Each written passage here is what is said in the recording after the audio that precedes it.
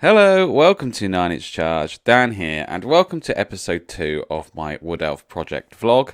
Today I'm going to talk about how I've been making my woodland bases for this project and show you a couple more unit fillers that I've made that are a bit bigger. These are on 40mm bases, so it will take up the size of 4 models in a unit. And we'll add something that's a bit of a centerpiece to the unit, I'm hoping. So in preparation for doing these bases, I went onto Amazon and I bought a couple bits and bobs. Some things that I hadn't bought before. So the first thing that I bought was the Army Painter Battlefields basing set, which has all kinds of different things that you might need to try out and have a go at, and had some things that I thought looked particularly woodland or swampy. So it comes with this summer undergrowth, kind of lichen kind of stuff, these battlefield rocks. And the battlefield rocks are actually made from cork, and I've been using them instead of painting them as rocks. I've just been keeping them as they are and using them as a bit of kind of dead wood debris or something like that.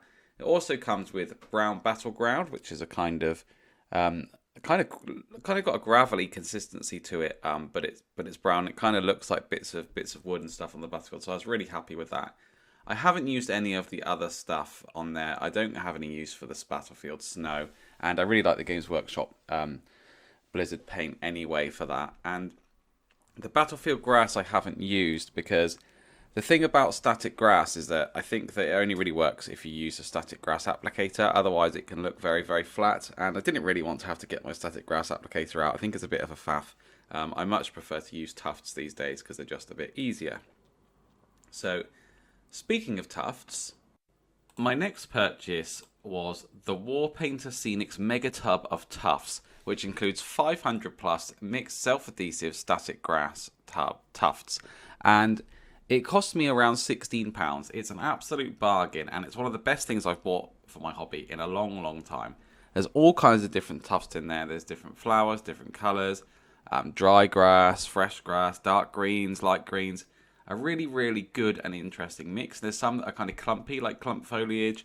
I've just been really enjoying it and having a look in the box and seeing what there is, and just putting a few of different colours and things on my bases, I think has really upped my game and just made it really pop and made the bases much more interesting. So I cannot recommend this box enough to you. So my technique for basing is as follows. The first thing I do is I get a bit of Sterling Mud texture paint from Citadel. Now this paint is the foundation of all my bases and has been for a long time. I really like the colour, I really like the texture. So what I'm doing is I'm just overloading an old brush here and slopping it on, and to be honest, I think the thicker the better in a way, because it just creates more texture for this kind of stuff. So I'm not too worried about being precise. I'm just going to put it on nice and thick and then wait for it to dry, and then we'll move on to stage 2 of basing. So now that this is dry, the next thing I'm going to do is to get these cork rocks that came with the basing set and put them on the base just here and there. And I'm going to use the Army Painter basing glue. To be honest, this glue is just PVA glue, although it does say that it dries matte, so it might have an edge on PVA. So I'm just going to apply the PVA to the base, just where I think that it is needed. I'm just going to blob it on. I'm not going to be too delicate about it. I often use quite a lot, and I often use a bit more than I need to put these bits of cork on, but you'll see why in a minute. So there's a bit just there. Sometimes I put 2 or 3 on, sometimes I put some bigger bits and some little bits on. I don't really think it matters too much. It's just nice to have a bit of variation.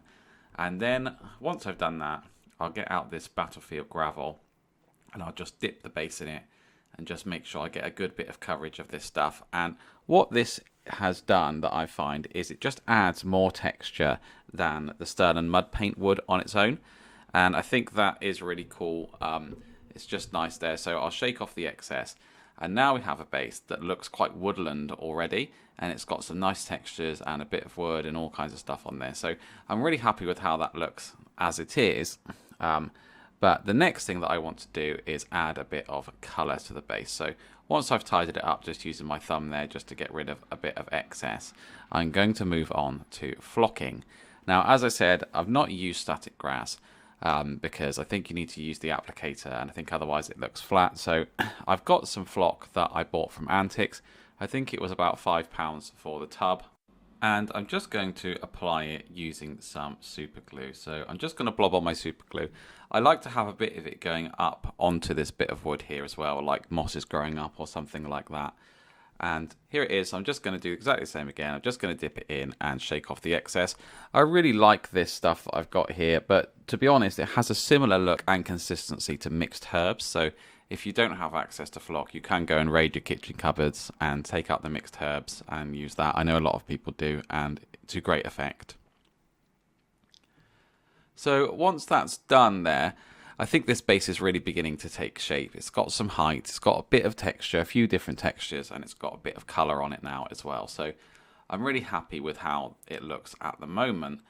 But now I want to add my tufts. So as I said, I'll go diving in my box of over 500 tufts and start to pick out some ones of different colours and different heights and different textures and start to add them. They are self-adhesive, but for me, I do like to put a little bit of super glue on the bottom just to be safe. And then I'll apply them on there like so. The only thing about this is that I've found is that I've been going a bit mad with the number of tufts that I use because I really like them. And then it covers up a lot of the work I've done on the base previously. And also, it has been making it difficult for me to rank and file my units. I think I've forgotten that they actually have to go base to base because I'm playing Age of Sigmar for so long now. So what I have done is I've gone back with a pair of scissors and trimmed back some of them or moved some of them afterwards. So hopefully, once this base is done, it doesn't overlap too much that I can't actually rank them up. So that's just something to remember for the future.